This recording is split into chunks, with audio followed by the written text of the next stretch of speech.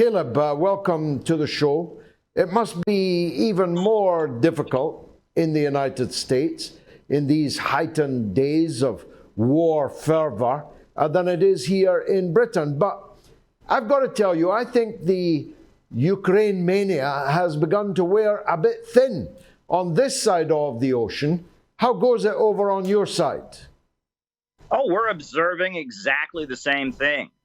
Just right now as we speak, we have an outreach team at the White House in Washington, D.C., handing out leaflets. Russia is not our enemy. Wall Street is. We've been doing that in New York City and around the country, and we are getting a very positive reaction from people. At the beginning, sure, there was this surge of emotions from mainstream media, but that's starting to break. People are really sick of it on some level. And a lot of people are watching American news and saying, this looks an awful lot like propaganda. Every Russian is portrayed as a vicious, evil murderer. Every Ukrainian, even though some of them are Nazis and they have an official Nazi division, every Ukrainian is portrayed as a heroic fighter. American news is so obviously war propaganda at this point. A lot of people are sick of it and aren't buying it and are open to hearing another side. And that's why we've seen the big crackdown on voices like RT, on YouTube channels and others who are daring to show the other side, because people are hungry for it. People are very, very hungry for it. Yeah, I was going to turn to that latter issue, and I will, but let me look at, if you like, the corollary of that. The media, which has not been cracked down upon, is cracking up under the pressure of mass boycott. CNN Plus is to close when its audience reached 10,000 in the whole world. 10,000. And it's now closed down. The corollary is also true, isn't it? That it's not just that news that people might find more trustworthy cannot be found, but the official news nobody wants to watch. Sure. I mean, Netflix is also losing subscribers. Elon Musk has become kind of a hero on social media because he's beating the drum about how obnoxious the pounding of woke ideology into the heads of the masses, whether it's from CNN, whether it's from Netflix, whether it's from the social media giants, is becoming. Average Americans are sick of this, and they're looking at the fact that the gas prices are rising. They're looking at the cost of food, and they're getting sick and tired of it. At the end of the day, there's a lot of working class young people in the United States who bought into it. And during the pandemic, they went out and they protested and they rioted and they raged against racism and stood up against the police state. But now they're looking at their lives and saying, okay, a lot of windows were broken. Okay, a lot of anger has been made. A lot of social media posts have gone viral. But have our lives gotten any better? Have things really improved for American working families? And a lot of working people in the United States, a lot of working class youth are saying, no, they haven't really gotten better. And when it really gets down to it, wokeism is a false messiah. It's coming in and promising to rejuvenate the country, to offer redemption. If you just say all the right buzzwords and all the key phrases, the curse hanging over U.S. society from its foundations of slavery and genocide of the Native Americans will somehow be lifted. But it's a false messiah, they're realizing, because at the end of the day, the problem is economic. The problem is the economic foundations, capitalism, and a system of production organized for profit. And you're not going to get rid of that with buzzwords. And you're not going to get rid of that with workshops, where people talk about their emotions and feelings. You're going to have to address the economic foundations of the problem. And when it gets down to it, our leaders here in the United States do not care about the working class. They don't care about working families. Their only concern is enriching the profits of huge multinational corporations. And they are waging economic warfare around the world in the form of sanctions. They've escalated this Ukraine crisis, taking us to the brink of World War III. They don't care about the consequences for working people here or around the world. And the problems are in the economic foundations, not the buzzwords, not the phrases, not going back and adjusting Disney movies to make them politically correct. That's not going to solve the fundamental problem. We truly are two hearts that beat as one, Caleb, and I thank you for that soliloquy, which could as powerfully have been made here in Britain and maybe in other European countries also. And particularly for what you said on that wave of outrage, that upsurge that took place over the last year or so in the United States. It went up like a rocket, but it came down just a burnt stick, didn't it? A lot of property trashed, but nothing changed at the end of it, because that doesn't bring change. Minding your pronouns doesn't bring political and economic change. And until people see that and unite with people who are maybe clumsy with their pronouns, or maybe clumsy with their attitude to the various sexual orientations that I increasingly discover exist, at least on rainbow flags and on Twitter and so on. There's ways of doing things I never knew existed. And fair play, let 1,000 flowers bloom. We want to interfere in no one's personal life. But until we can unite everybody against the one thing that oppresses everybody, we're not going to make any progress, are we? Absolutely not. And the scary thing is that at this point, there is a pending global food crisis. You know, Ukraine is a wheat-producing country, and because of the conflict that the United States has provoked there and is now escalating, pouring more weapons in, their wheat output, according to a lot of sources in Russia, their wheat output is going to be roughly 50% of what it usually is. And if you add to that the fact that Russian fertilizer has been held off because of the sanctions from the United States, if you add to that the fact that we're at this point in the United States anticipating a lot of droughts and wildfires all throughout farming states in the Midwest of the United States, there's going to be a global food crisis. There's going to be food shortages. And this is an emergency. And our leaders should be convening an international meeting about how to resolve this food crisis. There's already been malnutrition-related deaths rising on the African continent due to the pandemic. But what's coming up is going to be a meltdown of the global food apparatus, food production, and our leaders don't seem concerned about it. It's shocking to me to watch, Joe Biden and Kamala Harris and your leaders in Britain and, the leaders of NATO.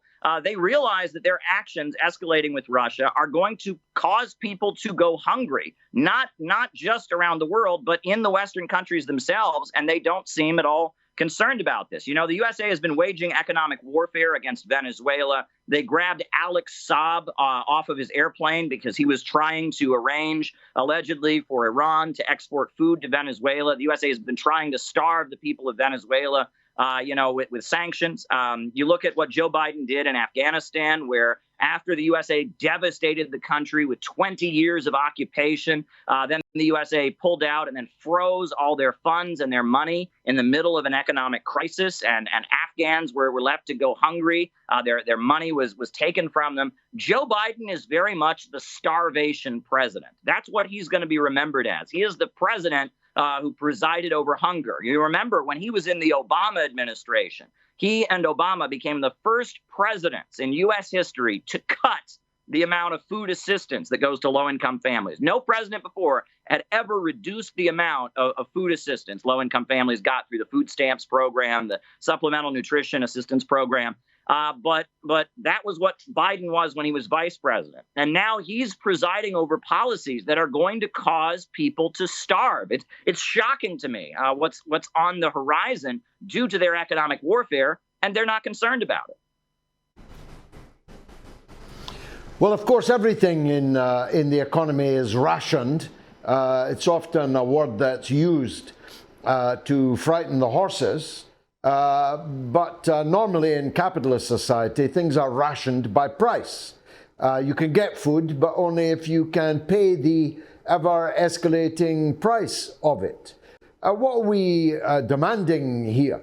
It seems to me that we'll soon be in a position where we'll have to demand that the poor and the low-paid and even the lower part of the middle class are able to get their fair share of a declining amount of food. Seems incredible that we're having this conversation in 2022, But you're absolutely right. Russia's the biggest wheat producer and Ukraine is the second biggest. If Ukraine's harvest falls by half and we're not allowed to buy Russian wheat, ipso facto, you've got a food crisis. Indeed. And our leaders seem to be fine with that. As long as it helps them wage their campaign to beat down Russia, to beat down China, to beat down Iran or Venezuela or Cuba or any independent country. I mean, the world is really led by a group of insane Malthusians. I mean, you read these documents where they're talking about overpopulation. There's just too many people in the world. They say we've got to reduce the population, reduce consumption, drive down living standards. There is a very maniacally evil group of people that sit at the top of the global capitalist system that have a very sinister agenda. And they don't seem to care about the consequences for average working people. They're thinking like monopolists. You know, when there's a storm, the big fish survive and the little fish go under and die. You know, you can talk about how Walmart, you know, we all know about Walmart in the United States. When they come to a town, they lower their prices and put their competitors out of business. And then the people who work at those smaller businesses lose their jobs. And then once they've gained control of the market, the prices rise up once again. And this pandemic has created an opportunity for the sinister monopolists that dominate global capitalism, the big oil bankers, you know, the folks on Silicon Valley, you know, Bill Gates and others, the Rockefellers. They sit at the center of a global financial system that is essentially trying to set the world on fire in order to secure their position. And it's utterly terrifying. And the interest of working people all over the world, as well as the interest of small business owners, as well as the interest of entire nations around the world, is against them. You know, and what they are doing, I mean, they're taking humanity on a suicide mission, essentially, in order to secure their position at the top of the hill. And there is a rising resistance to it in the West. There's a rising resistance to it around the world. And, you know, I mean, you talk about Imran Khan. I mean, he was targeted because he's somebody who has stood up for the people of Pakistan. He stood up for them, right? You know, and you talk about the Belt and Road Initiative and the China-Pakistan Economic Corridor. There is a rising movement of resistance around the world trying to raise living standards, raise people out of poverty, have sustainable economic development, get beyond fossil fuels to a higher mode of energy, like fusion energy, right? Not reduce living standards to deal with climate change, but unleash human creativity and change our relationship with the environment. That alternative is what they're trying to suppress.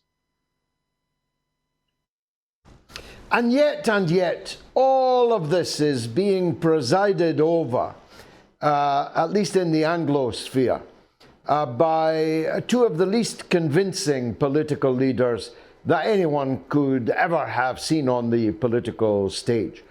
Boris Johnson bumbling from crisis to crisis, maybe even to oblivion in a few weeks' time when the local elections here take place, maybe overthrown in an internal Conservative Party coup.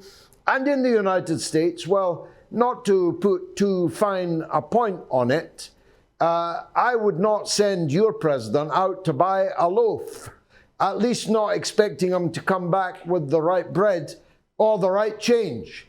And yet these two powers, the United States and the United Kingdom, are behaving as if they were themselves politically and economically stable. How do you account for that?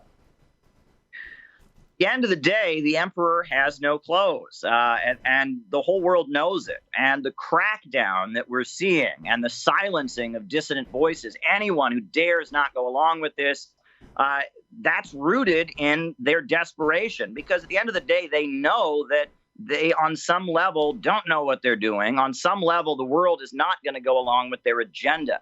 When I see how they're just coming for everybody, anyone who dares question this is being targeted. Alice Walker, the novelist who wrote The Color Purple, is, you know, just a definitive African-American woman in American literature, has been banned from the Bay Area book fair. They're arguing that she must be anti-Semitic because she stands with the Palestinian people. And they have banned her from from the Bay Area Book Fair. They're trying to silence one of the greatest voices in American literature right now. They are desperate to just silence and shut down any voice that points out what is actually going on, because at this point, people don't like the pending meltdown that they're planning. I mean, people are tired of these lockdowns. People are tired of the devastating economic impact that all of this has had.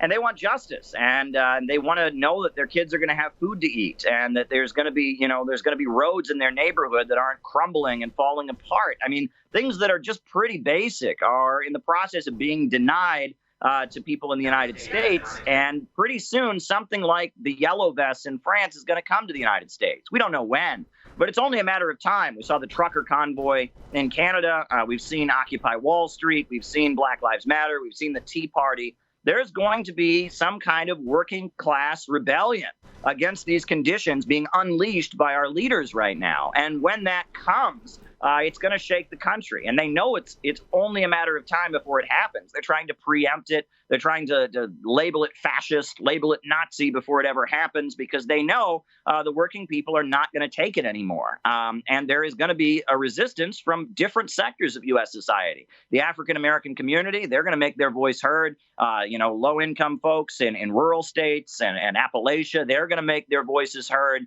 The people in the suburban neighborhoods that used to be prosperous throughout the United States and are now crumbling with empty, foreclosed homes, they're going to make their voices heard. The farmers are going to make their voices heard. The working people, the young people that are stuck in a cycle of low-wage, short-term service sector jobs.